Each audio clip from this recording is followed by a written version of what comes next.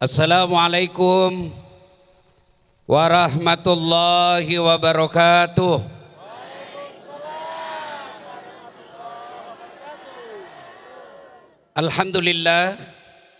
Alhamdulillahi rabbil alamin. Wabihi nasta'inu ala umurid dunya waddin. Ashadu an la ilaha illallah wa ashadu anna muhammadan abduhu wa rasuluh. Allahumma salli ala Sayyidina Muhammad wa ala alihi wa sahbihi ajma'in. Amma ba'd.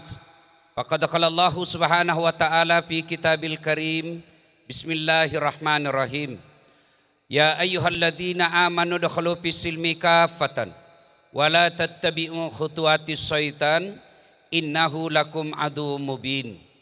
Wahai orang-orang yang beriman, masuklah engkau ke dalam Islam secara sempurna, Islam secara benar, bukan Islam pencitraan, bukan Islam gimik-gimik, bukan Islam pilkada. Ini politisi kalau mau pilkada langsung alim, pakai songkok, pakai gamis, bagi-bagi kartu nama, sama-sama kita Islam. Kalau ada masalahmu telepon saya 24 jam. Begitu dipilih dia ganti nomor HP-nya. Ada begitu di sini? Ada. Caleg juga begitu. Andai saja mau pilih caleg ini, caleg biar tidak diundang, datang juga. Mana itu caleg semua sekarang? Berapa anggota DPR yang hadir di tempat ini? Padahal ini penting. Mana anggota DPR kita?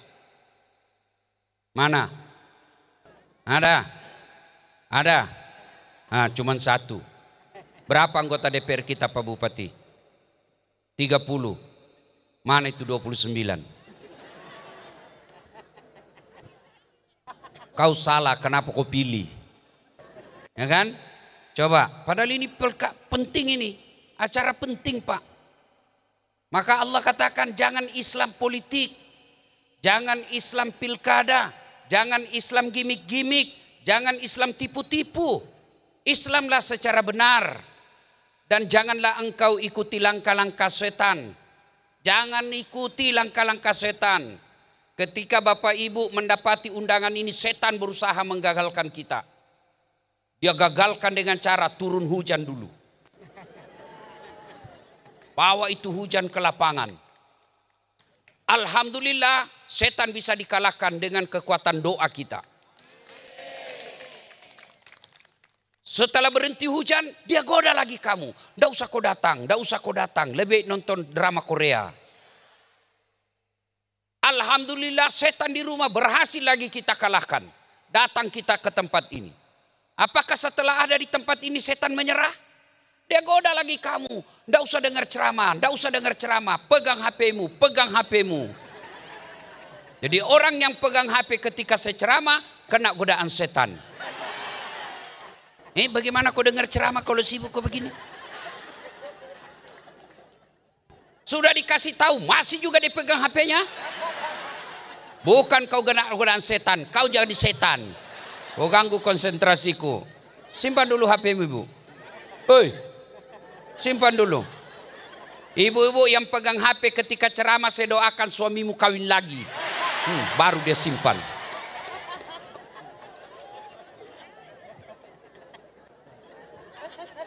Masih juga disimpan pegang HP-nya itu. Ustadz, kita mau rekam. Kalau ibu bapak rekam gambarnya tidak jelas. Suaranya bising. Tapi kita mau rekam Ustadz supaya dibawa pulang. Jangan cemas. Itu ada kamera saya bawa. Bagus gambarnya. Jernih suaranya.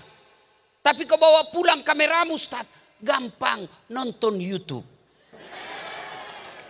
Pesan perdamaian dari Seram bagian barat. Sudah itu jangan lupa like and share. Saya serius, aku ketawa. Bu, Bu, kalau artis kau follow apa kau dapat? Apa kau dapat? Hey Don, hey guys. Kita lagi makan di London guys. Nah kirimi kau makanannya. Apa kau dapat kalau kau follow artis? Bapak-bapak, kalau kau follow artis apa kau dapat? Habis amalmu. Kelihatan dadanya, kelihatan pahanya. Dia goyang, teng. Enggak juga kau dikasih pegang. Dikasih lihat-lihat saja. Hehehe. Tapi kalau kau follow ulama, kau follow pendetamu, satu, kau dapat ilmunya. Dua, kau amalkan ilmunya, pahala. Tiga, kau sebarkan kontennya, pahala, namanya amal jariah. Maka mulai hari ini, follow Ridwan Huta Barat. Follow Dasat Latif. Jangan ketawa, saya serius ini. Ya, jangan kau ikuti langkah-langkah setan. Karena sesungguhnya setan itu musuh yang nyata bagi kalian. Musuh kalian bukan tentara. Musuh kalian bukan aparat. Musuh kalian bukan polisi. Musuh kalian kata Allah setan. Di mana setan itu musuh yang nyata bagi kalian. Ibu-ibu, jangan kau musuhi polisi. Kau kira enak hidup ini kalau tidak ada polisi? Ibu-ibu, kalau hilang motormu siapa kau cari? Siapa kau cari? Pak Imam, imam aja hilang motornya. Ayo, bu, kalau ada yang pukul anakmu siapa kau cari? Polisi. Bapak-bapak, kalau hilang motormu siapa kau cari? Polisi. Ibu-ibu, kalau hilang suamimu siapa kau cari? Jangan kau cari polisi, carilah suamimu. Iya. Bapak pikir enak kalau tidak ada polisi. Kalau majelis ulama bikin tabligh akbar, biasa, memang kerjanya. Kalau remaja masjid bikin pengajian, wajar, di situ tupoksinya. Kalau NU Muhammadiyah bikin tabligh akbar, memang seharusnya begitu. Tapi kalau polisi bikin tabligh akbar, itu baru luar biasa. Tenang Pak Kapolres, saya sanjung kau hari ini. Begitu saya hormatinya Pak Kapolres, biasanya Pak, orang yang telepon saya setingkat Jenderal Bintang 3, dia yang telepon saya. Ini saya yang telepon beliau, saya akan datang ke situ. Saya lihat videonya datang, Ustadz kami tunggu di sini, kami rindu dengan ceramah Pak Ustadz. Saya datang, ternyata jauh juga.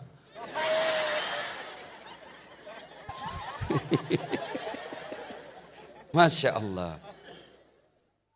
Jangan musuhi polisi. Pun kalau ada yang kau melanggar, kau tidak lihat ini. Saya lihat Pak, kenapa kau langgar? Bapak tidak lihat, saya tidak lihat Bapak. Kenapa kau tidak lihat saya? Bapak sembunyi di tikungan. Nakal ini. Mana surat-suratmu? Mana STNK? SIM lengkap. Saya tilang kamu. Kenapa Bapak tilang? Saya sudah lengkap surat. Kau pembohong. Maksudnya apa? Itu jaketmu Honda, motormu Yamaha. Mana yang benar?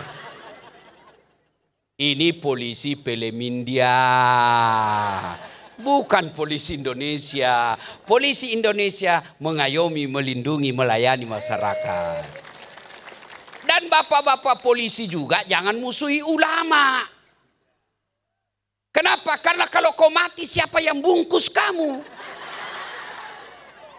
Maka yang baik polisi jaga ulama, ulama doakan polisi. Sama-sama kita jaga Republik Indonesia.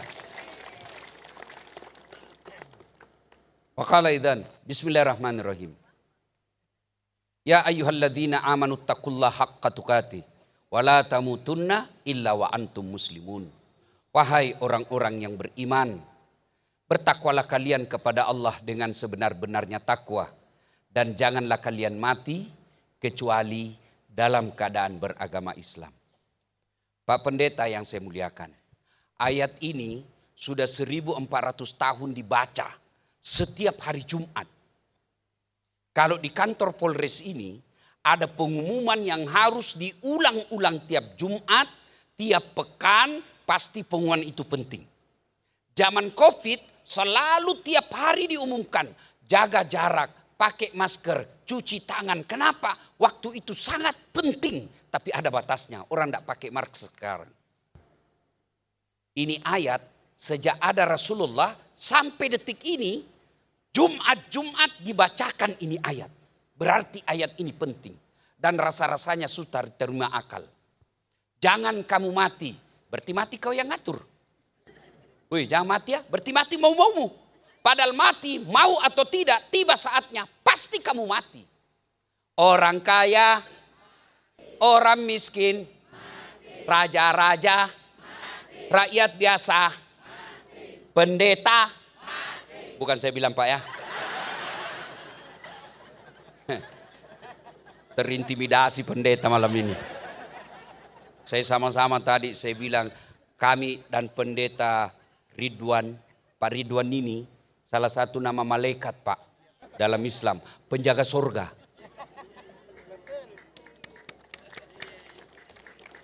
Saya bilang kami ini berdua sama-sama penyebar agama, sama-sama penyiar perdamaian. Bedanya kami orang Islam, Ustadz namanya, beliau Nasrani, pendeta namanya. Apa kelebihan kami? Pak pendeta cuma satu istri, Ustadz dapat jatah 4 kali.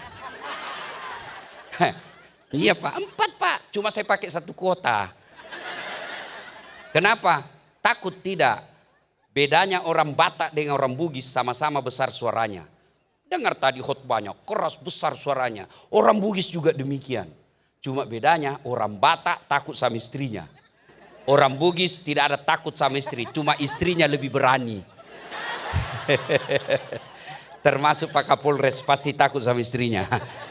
Mana ada polisi tidak takut sama istrinya, bohong itu.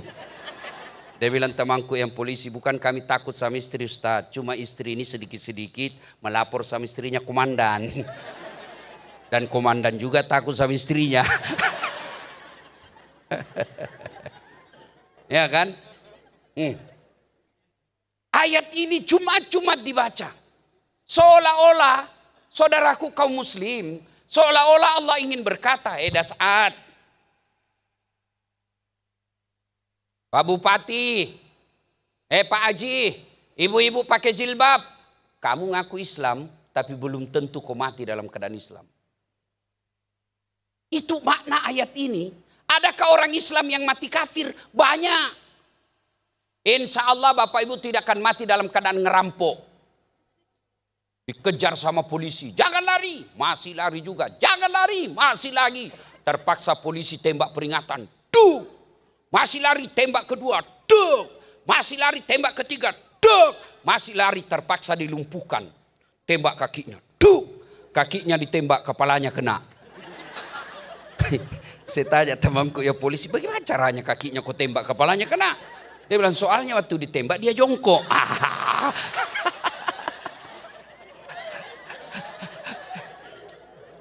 Insya Allah Bapak Ibu tidak akan mati dalam keadaan berzina. Ke Ambon berzina, makan obat kuat, overdosis, mati di atas perut. Na'udzubillah min dzalik. Mati kafir kau. Insya Allah Bapak Ibu tidak akan mati dalam keadaan mabuk narkoba.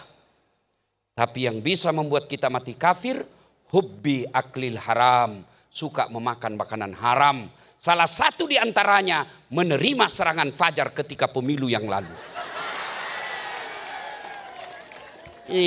Baru kau semua pelakunya. Sekarang majelis taklim pun sekarang pemeras. Tenang Pak. Kami majelis taklim punya suara 300 orang Pak. Tenang Pak, kami bisa bawa suara kami ke Bapak. Tapi tolong belikan kami rebana dan jilbab. Pemeras. Hei. Jangan terima wansogo. Bagi kalian yang sudah terlanjur menerima serangan fajar kemarin, dengar ini kata Nabi. 2 saja jalan keluarmu kalau kau mau bertobat. 1, mutlak kata Nabi kasih kembali uangnya orang. Yang kau ketawa, saya serius ini.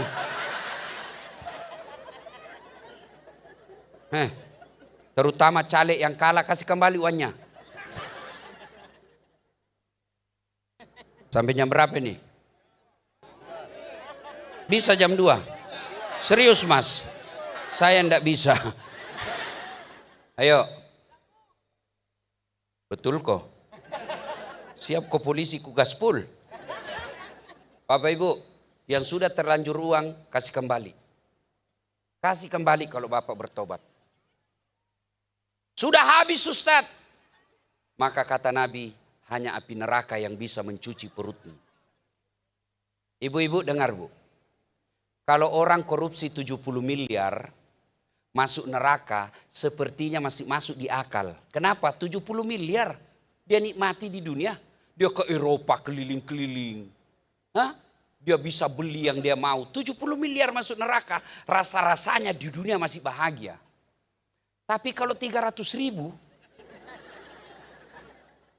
kau masuk neraka, itulah aslinya beleng-beleng. Kau ketawa sama baru kau pelakunya. Saya tanya ibu-ibu, tolong jawab dengan jujur. Kalau ibu terima 300 ribu, kaya tidak? Kaya tidak? Bapak-bapak kalau tolak 300 ribu miskin tidak? Miskin tidak? Namun yang pasti ketika kau terima 300 ribu itu artinya kau tutup masa depanmu yang miskin. Kau tutup masa depannya anakmu yang cerdas. Kau tutup masa depan anakmu jadi anggota DPR, jadi bupati. Karena dia miskin, karena hanya orang kaya yang mampu sogok jadi pejabat. Kalau kau cinta Seram bagian barat ini, wujud konkretnya Jako terima uang sogok. Boleh saja kita miskin, tapi kau jangan jual harga dirimu. Tidak ada orang suka miskin, tapi Allah kasih kau miskin. Paling tidak orang tidak bisa beli harga dirimu. Saudaraku, pemilu pilkada akan datang ini, jangan kau pilih orang karena uangnya. Kalau kau pilih karena uangnya, maka cara pertama kasih kembali uangnya ketika dia terpilih. Kenapa anggota DPR tidak ada yang lagi yang datang? Karena mereka pikir saya sudah bayar kok. Kenapa mereka tidak ngurus kalian? Karena dia pikir untuk apa? Gampang. Tidak usah banyak program. Mau pilkada, bayar lagi mereka. Bolehlah kita miskin. Tidak ada orang mau miskin. Tapi tolong, cintai ini kabupatenmu. Jangan kau terima uang sogok. Siapa yang menikmati perjuangan kemerdekaan kita? Mereka yang berkorban. Korban jiwa raganya. Bertempur tidak peduli agamanya. Bertempur tidak peduli sukunya. Yang penting penjajah tinggalkan Indonesia. Apa mereka nikmati negara kita? Apa mereka menikmati Facebook? Apa mereka menikmati internet? Tidak. Siapa yang nikmati? Cucu-cucunya. Kalau bapak ibu tidak terima uang serangan fajar. Kalau bukan kamu yang nikmati Seram bagian barat ini nikmat. Cucu-cucumu nanti yang nikmati. Maka jangan kau rendahkan hati dirimu. Allah telah memuliakan kalian. Allah telah mengangkat derajatmu. Apapun agamamu, jangan kau terima uang sogok. Tidak ada agama mengajarkan terima uang sogok. Kalian juga polisi. Jangan kau ambil uangnya anggotamu.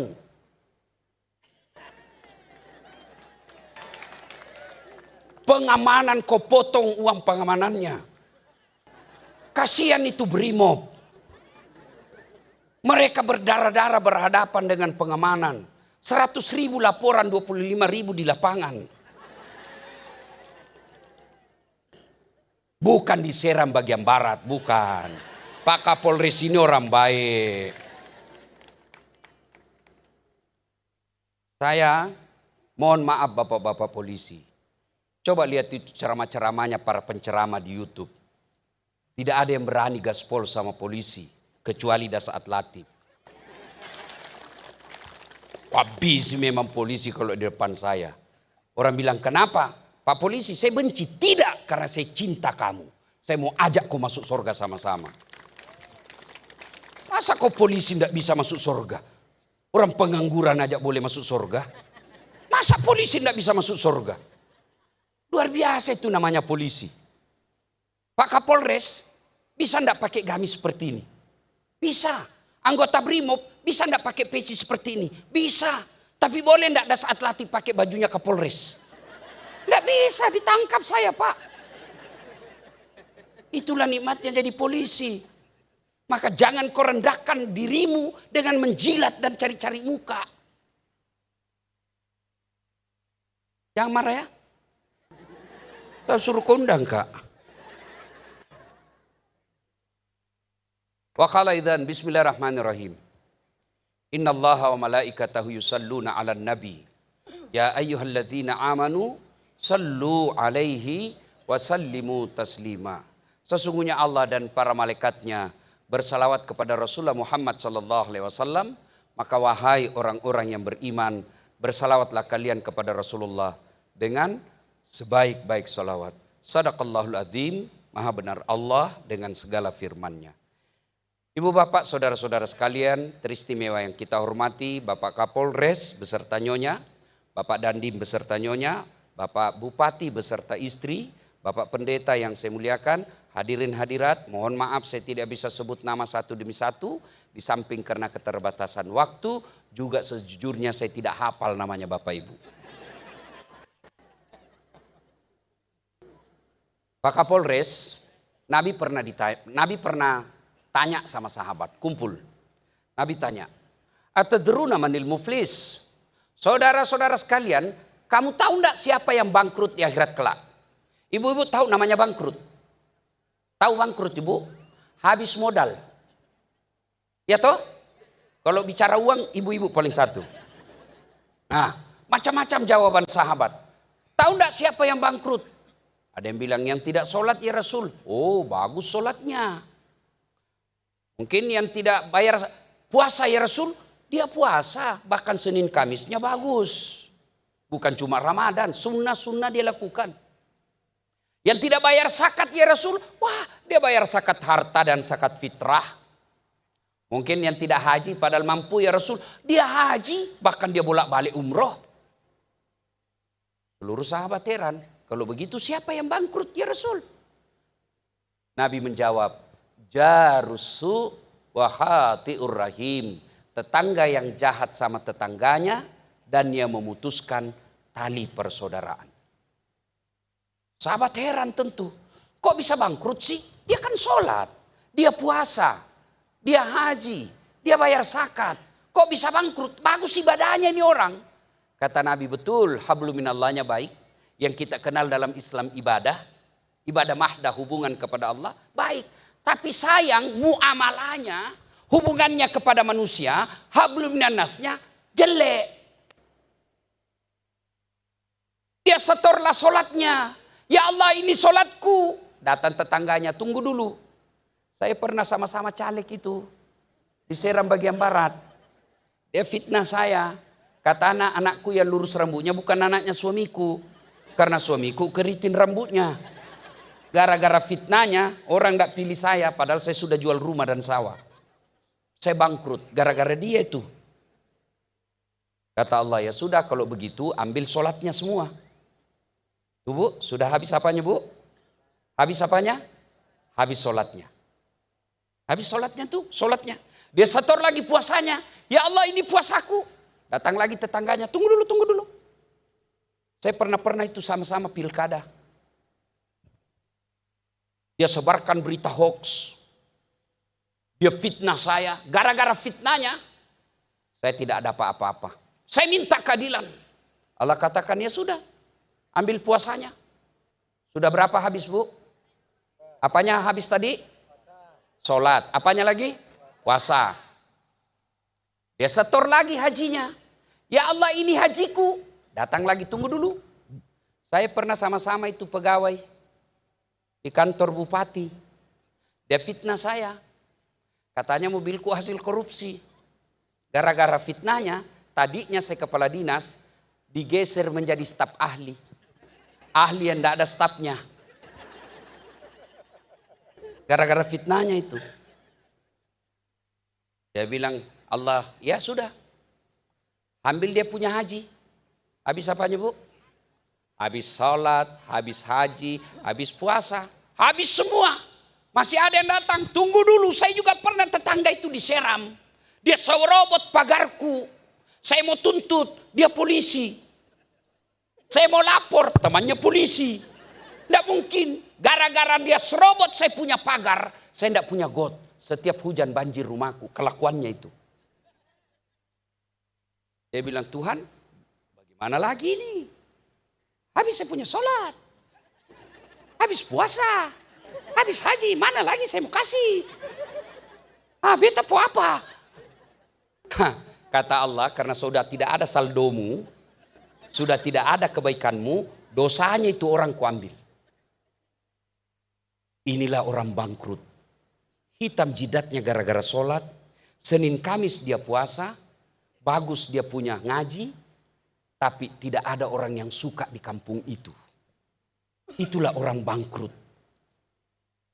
Maka Nabi katakan, orang baik bukan yang baik sholatnya saja, bukan yang puasanya saja, tapi kata Nabi, khairun nas anfa'hum linnas. Sebaik-baik manusia di antara kalian yang paling banyak manfaatnya buat orang lain. Bagaimana kau bermanfaat kalau semua orang tidak suka kamu? Maka ini gunanya tablik akbar. Jaga persaudaraan. Jaga ukhuwah. Itulah ayat yang dibaca Pak Polisi tadi. Wa'tasimu bihablillahi jami'an wa la tafarraku. Berpegang teguhlah engkau kepada tali persaudaraan agama Allah dan janganlah engkau bercerai-berai.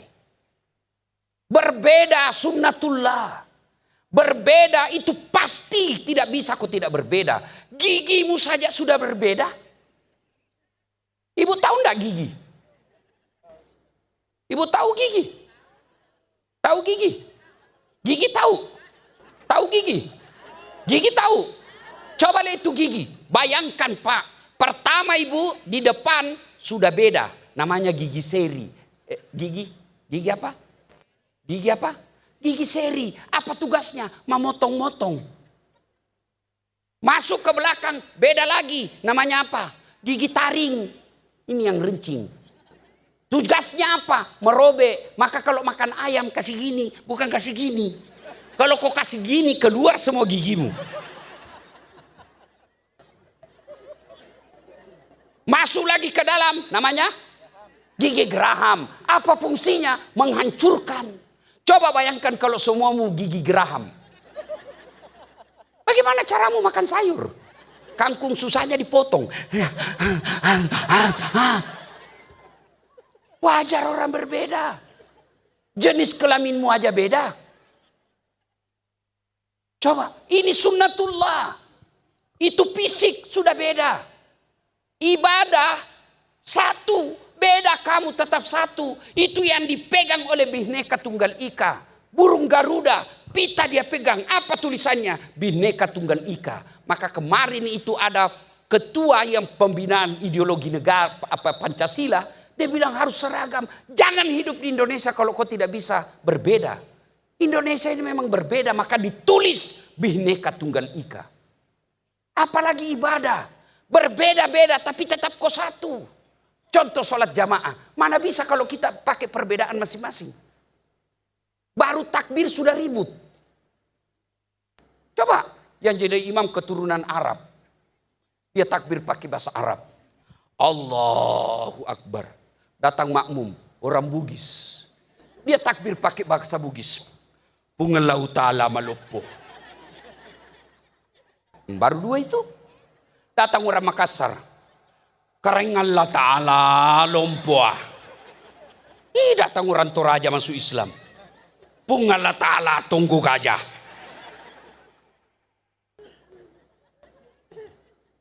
Datang orang Banjar, dia takbir pakai bahasa Banjar. Allah ganal bujur. Datang penjual nasi Padang. Dia takbir pakai bahasa Padang. Allah nan gadang. Datang orang Betawi dari Jakarta, anak gaul. Dia takbir pakai bahasa gaul. Allah gede banget gitu loh. Ya coba Pak. Itu baru sholat. Sholat aja mengajarkan kamu bersatu. Masuk ke dalam masjid. Bersatu hadapan kita. Tidak boleh kau menghadap dari mana kau datang. Yang datang dari timur hadap kau ke barat. Hadap ke kiblat. Yang dari barat hadap ke kiblat. Hari selatan barat ke kiblat. Hari utara hadap kau ke kiblat. Tidak boleh masing-masing dari asalnya. Bayangkan kalau masing-masing. Yang datang dari selatan hadap selatan. Yang datang dari barat hadap barat. Yang dari utara hadap barat. Akhirnya Allahu Akbar. Aku tabrak pantamu.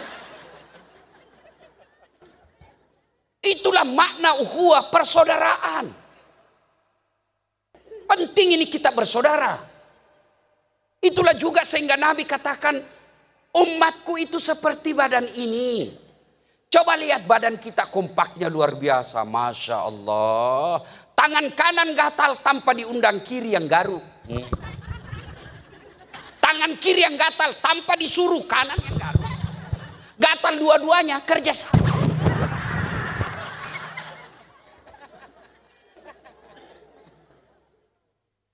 Anak muda malam minggu pergi mengodok. Pergi cari cewek. Jalan kaki. Tahan tuh kaki. Kaki tahan tuh. Semua badan merespon. Yang pertama merespon mulut.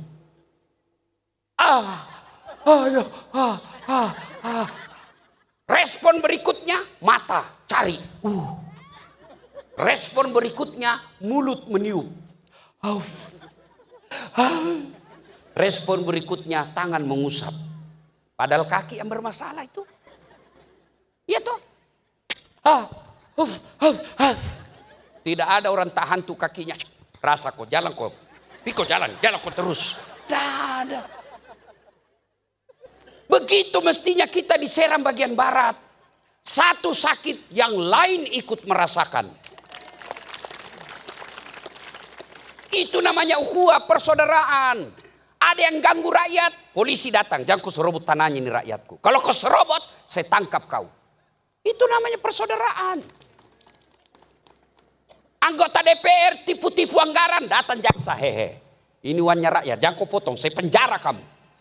Itu namanya persaudaraan. Ada yang ganggu Kapolres, ada yang ganggu kejaksaan, ada yang ganggu tentara. Rakyat seluruhnya, Seram bagian barat datang. Jangan, itu pejabat. Kau ganggu mereka, kami rakyat Seram kau hadapi.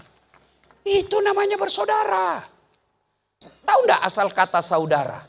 Bukan satu darah, tapi apa? Satu udara. Mau kau Bugis, mau kau Jawa, mau kau Sunda, mau kau Batak, mau kau Medan. Sama udaramu. Itu namanya saudara. Kau baru tahu toh? Makanya belajar kok. Ayo, kita ini bersaudara. Saudaraku, Timur Tengah, yang boleh dikata mayoritas Muslim, ada sedikit, yaitu Yahudi. Di Timur Tengah, lebih 30 negara, satu aja bahasanya, bahasa Arab. Kita Indonesia, satu bangsa. Berapa bahasa kita? Orang Bugis saja beda-beda. Pura dui kerak-kerak mau apa? Lo bahasa sih sekoe. Ini orang Jawa yang tinggal di tanah Bugis. Bedu. Engkau siapa kok nak? Itu orang Jawa. Tapi bahasa Bugis. Maka di sini mari jalin persaudaraan. Kalau di sini ribut, bukan orang di Sulawesi yang akan rugi, kalian sendiri. Apa yang menyebabkan orang berpecah belah? Satu, pilkada ini yang akan datang. Jangan mau dibodoh-bodoh itu janji-janji kampanye. Kami akan ini.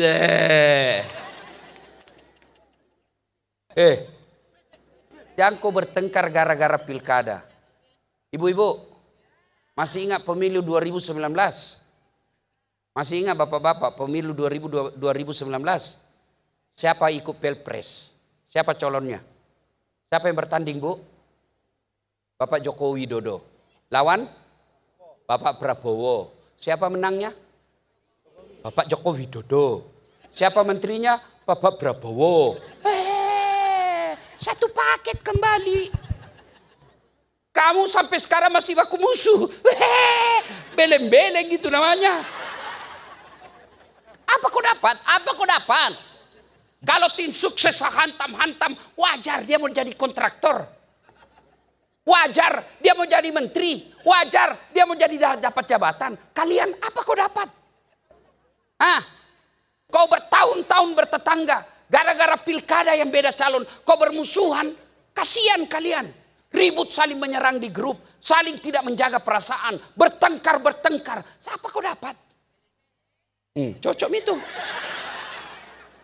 Saya syukurlah. Berhasil kita ceramah malam ini.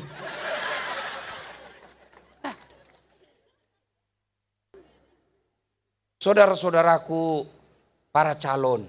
Jangan kau bodoh-bodohi rakyat. Jangan tipu rakyat. Bapak yang diberi amanah dan SK digaji oleh negara, Gakumdu. Kerjakan itu tugasmu. Kalau kau dapat ada orang mau sogok, tangkap. Itu kamu digaji oleh negara. Karena kalau tidak, cari kau nanti sama malaikat. Sudah kau dibikinkan SK. Kau makan pajaknya rakyatmu. Kenapa kau tidak jalankan tugasmu? Kau kira gampang jadi anggota KPU?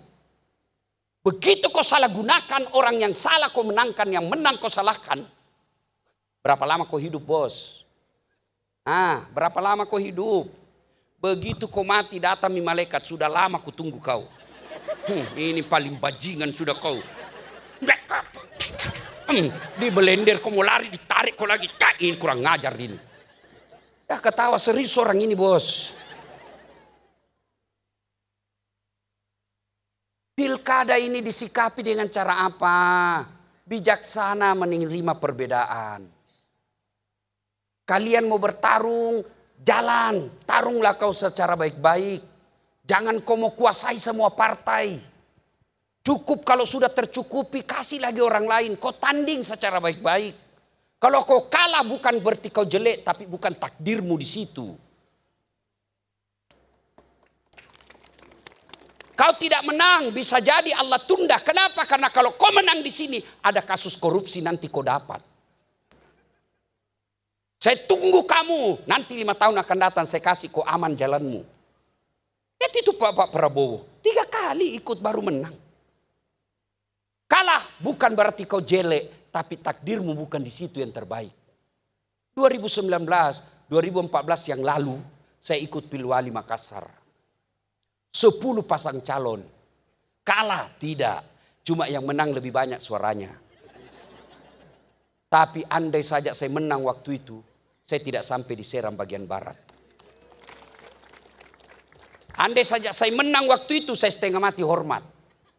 Datang Kapolres Tabes, siapa komandan? Datang Pak Dandim, siapa Dandim? Datang Pak Gubernur, siapa gubernur? Datang Pak Presiden, siapa presiden? Saya jadi ustadz, mereka semua yang siap ustadz, siap ustadz, siap ustadz.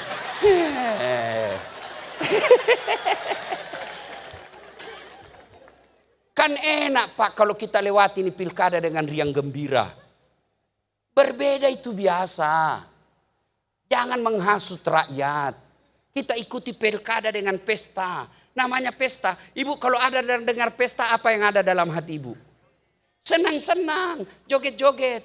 Biasanya, sudah biasa. Semua yang akan menyenangkan. Nyanyi-nyanyi saja. Jangan menakutkan. Pemilihan umum telah memanggil kita.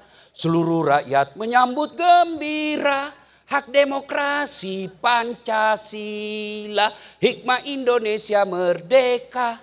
Pilihlah wakilmu yang dapat dipercaya, pengemban ampera yang setia. Di bawah Undang-Undang Dasar 45, kita menuju ke pemilihan umum. Itu lagu kita dulu waktu sekolah.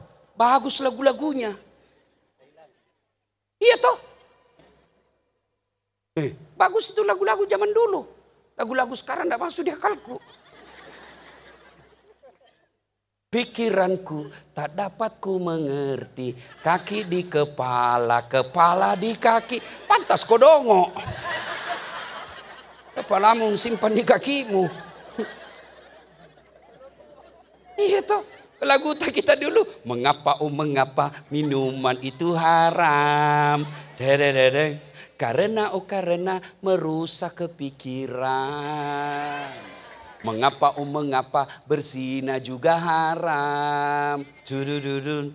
Karena itu cara binatang. Mengapa semua yang enak-enak itu diharamkan? Mengapa semua yang asik-asik juga diharamkan? Jawabannya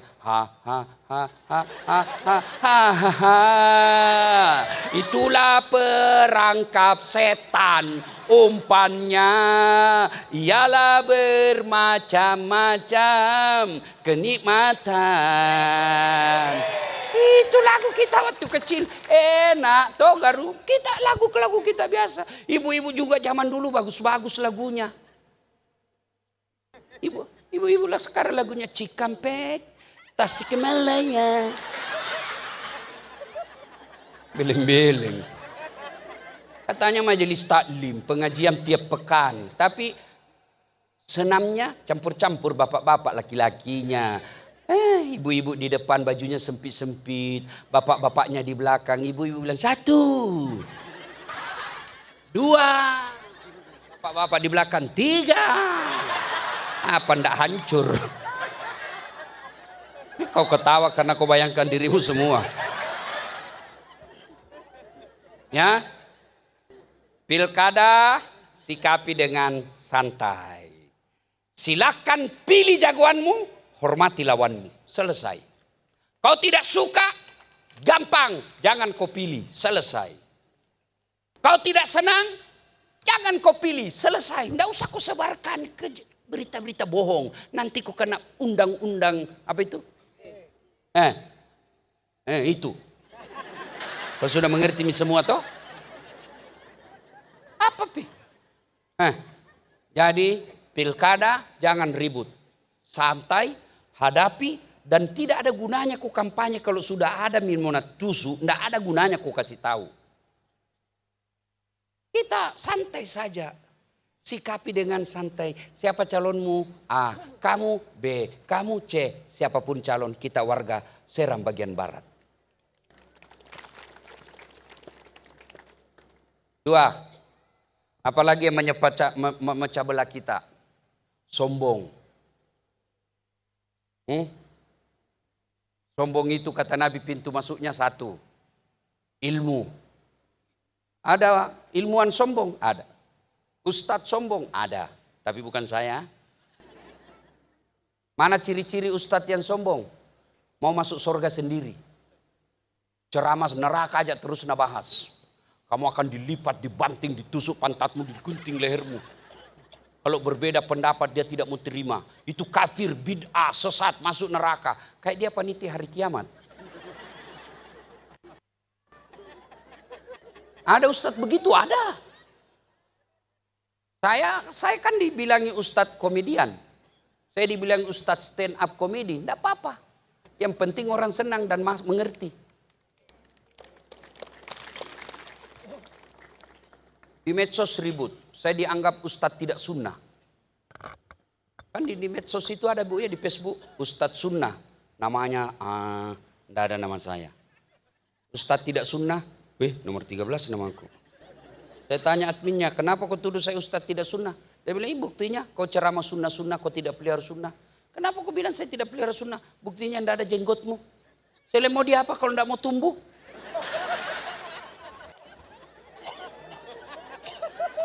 Gara-gara jenggot saya dibilang tidak sunnah. Padahal dia tidak tahu pelihara itu, belajar ilmu hadis, pelihara itu banyak maknanya. Pelihara itu kasih rapi. Pelihara itu kalau jelek dilihat istrimu cukur. Kalau dia bilang istrimu tidak suka, saya lihat jenggotmu deh. Kalau ada jenggotmu tua betul aku melihatmu. Aduh, tidak nafsu saya lihat kau bang. Cukur. Ya bu. Ya bu. Itu makna pelihara. Tapi kalau mau pelihara silakan. Tapi jangan pula kau tuduh kita yang tidak punya jenggot. Tidak sunnah. Silakan. Berbeda itu biasa. Orang sholat aja beda-beda. Allahu Akbar. Coba lihat kalau orang takbir. Pak pendeta ini saya. Orang takbir itu pak macam-macam posisi kayak. Allahu Akbar. Pertama ada di atas dada. Gini. Itu ada hadisnya sahih. Yang kedua Allahu Akbar, dibawa dada sedikit. Yang ketiga, antara dada dengan pusat, Allahu Akbar, perut. Yang keempat, dibawa pas di atasnya pusat, Allahu Akbar. Yang kelima, porno lagi nih ibu ini. Yang keenam, Allahu Akbar, lurus. Mau pakai begini silahkan. Mau begini silahkan. Kalau begitu mana yang salah? Kalau kau pakai semua. Allahu Akbar. Sudah pasti kau salah. Iya toh? Berbeda. Dalam ibadah saja biasa. Ya. Pintu masuknya sombong, ilmu. Ini. Yang bicara sekarang. Ibu pikir saya yang hebat. Tidak, karena ada yang nonton. Biar saya ceramah di sini 2 jam berapi-api. Tidak ada yang nonton. Lewat Pak Ridwan Huta Barat. Lewat saya 2 jam berapi-api. Dia lihat, tidak ada yang nonton. Dia bilang, Pak Pendeta, sudah lama sakit itu Ustaz. Dikira saya orang gila. Yang kedua, penyebab datangnya sombong. Pangkat jabatan. Kapolres mau sombong. Mutasi, wassalam. Apa? Oke lah, naik pangkatmu. Apa? Ada batasnya. Apa? Pensiun. Bupati mau sombong. PJ. Pemain antar waktu. Apa mau sombong? Apa? Kaya. Kau mau sombong? Allah marah. Dia cabut nikmatnya. Dilarang kau makan nasi. Dilarang kau makan daging. Dilarang makan sayur. Apa yang bisa dia makan? Ubi rebus. Apa? Tapi kira-kira kalau orang kaya, pejabat, pintar, selebriti, sombong, orang masih maklum. Ya tahu, Kapolres. Ya wajarlah bupati. Kaya, wajar. Tapi kalau sudah miskin.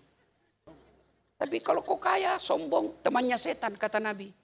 Tapi kalau sudah miskin, jelek mukanya, busuk mulanya, pengangguran, tidak jelas kerjanya, mau sombong lagi.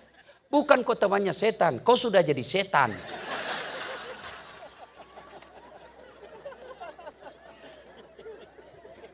Jelas ya? Sombong itu bukan pakai mahal.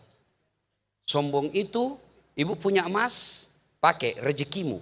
Kapan ibu sombong? Kau remehkan orang yang miskin. Itu baru sombong. Pak Kapolres pakai baju krokodil, cap buaya. Sombong? Enggak. Kapan dia sombong? Dia remehkan brimob. Bajumu itu, kau enggak beliin. Bukan kelasku itu, sombong. Ibu-ibu pakai emas silakan. Kapan ibu sombong? Kau remehkan orang yang tidak pakai emas. Itu baru sombong. Yang kedua, sombong itu menolak kebenaran. Dinasehati apa kata? Apa dia tahu itu? Sombong. Sombong ketika orang kau remehkan, dia tidak lawan kamu tapi lambat laun dia tinggalkan. Lambat laun dia menjauh, putus persaudaraan. Yang ketiga, penyebab putusnya persaudaraan. Tadi 1 pilkada, 2 sombong, 3 gosip. Cerita jeleknya orang. Tidak ada orang senang dicerita jeleknya. Maka kalau kau tidak senang calon bupati orang, tidak usah kau cerita jeleknya. Lebih tidak usah pilih. Kalau kau cerita jeleknya, dia akan jauhi kau. Putus persaudaraan. Yang suka gosip-gosip, itu potensi memecahkan persaudaraan. Ini. Duduk-duduk begini tuh masih gosip itu. Dia tidak gosip mulutnya tapi matanya dong. Dia tidak gosip tapi sinis lihat orang. Apa? Ustadz aja dia gosip. Saya lewat tadi ada yang gosip. Itu juga bajunya yang viral. Kang gosip. Tidak ada orang senang dicerita. Tapi kalau ketika kau cerita dia tidak mampu balas. Lambat laun dia jauhi, putus persaudaraan. Nah sekarang lalu apa hebatnya banyak teman? Supaya Bapak ini jalin ini persaudaraan. Banyak teman, banyak rezeki. Saya selalu bilang saya tidak banyak uang, tapi banyak temanku. Temanku banyak uangnya. Sudah Pak, saya tidak perlu banyak uang, tapi banyak teman. Temanku banyak uangnya. Saya pergi pasar, itu hampir tidak pernah laku duit saya. Baru turun dari mobil sudah ada yang teriak, "Assalamualaikum Ustaz." Dalam hatiku aman dan terkendali. Ada isi ikan, ada isi telur. "Haji berapa?" "Ah, enggak usah bayar Ustaz." "Anda enak masih pagi-pagi Pak Haji." "Enggak usah Ustaz." Dalam hatiku memang itu kutunggu. Iya toh, banyak teman, banyak rezeki. Yang kedua, banyak temanmu, gampang selesai masalahmu. Banyak teman, banyak kan bantu kita. Maka keliru kalau kita cari musuh. Banyak teman, banyak bisa bantu saya. Kenapa bisa Pak saya bisa hadir di sini? Saya berteman dengan Bapak mantan Kapolda. Nah, beliau yang telepon saya. Datang ke sana, Kapolresnya bagus Ustaz. Karena saya teman dengan beliau, saya datang. Bukan karena honor. Betul Pak. Tapi tidak berarti juga saya tidak butuh Pak.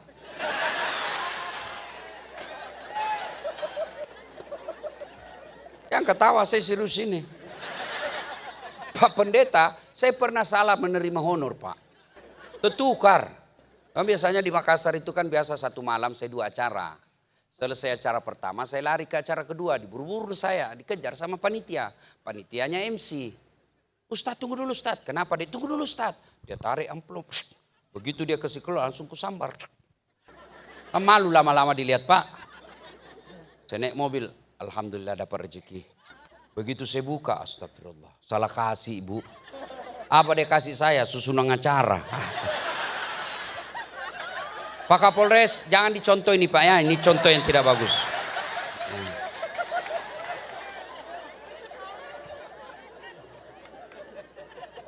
Banyak temanmu, selesai masalah. Ya, Bapak Ibu saudara-saudara sekalian, banyak yang ingin kita sampaikan, tapi ini sudah jam 1.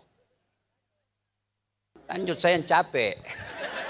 Ibu pulang ini tidur, saya mesti cepat-cepat lagi ke Langgur besok pagi-pagi. Pulang itu langsung lagi pergi ke Medan. Ibu-ibu sudah, ibu enak duduk-duduk ketawa. Saya setengah mati. Intinya, siapa yang jaga kampung kita bukan orang dari Makassar, bukan orang dari Jawa, bukan pendeta, bukan ustadz, tapi kita semua punya kepentingan menjaga kerukunan di sini. Ya, tidak usah panjang kita punya ceramah, intinya wa'tasimu bihablillahi jami'a wa la tafarraku.